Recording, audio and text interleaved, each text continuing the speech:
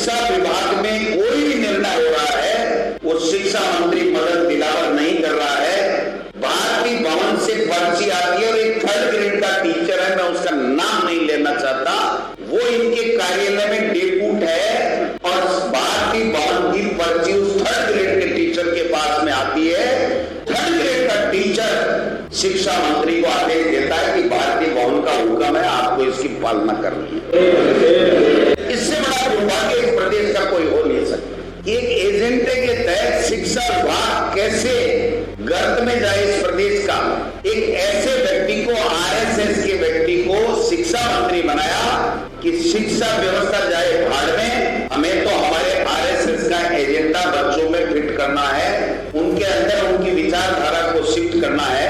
और अब क्या कर रहे हैं, एक पेड़ की टहनी तोड़ो, 20 टुकड़े करो, मिट्टी में रोपो, मोबाइल से फोटो लो और मोदी जी के ऐप के ऊपर अपलोड करो, तब आप सही शिक्षक और सही बच्चे हो। 1% भी पौधे जीवित नहीं है, 1% भी। और जितनी ये घोषणा कर रहे हैं उसका 5% भी लगे नहीं। बेशर्मी की भी हद होती है। और फिर भी कह रहे हैं कि शिक्षित बहनें अर्धनग्न घूमती हैं, पता नहीं क्या क्या कहते हैं। और अपने आप को बीजेपी वाले गौरवान्वित महसूस कर रहे हैं कि हमारा शिक्षा मंत्री देखो कितना शानदार बोलता है। कभी भी उनका स्पीच ले लो, शिक्षा को लेके नहीं होगा। जहां भी जाएंगे डॉक्टर साहब है कि नहीं, सस्पेंड कर दो। पुस्तकें नहीं मिल रही, किसी ने कह दिया सीकर में, तो सस्पेंड कर दो।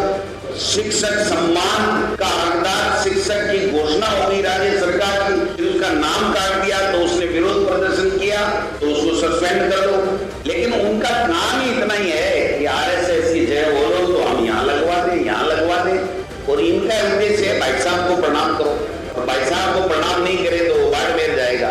बाड़मेर तो अफगानिस्तान में है क्या?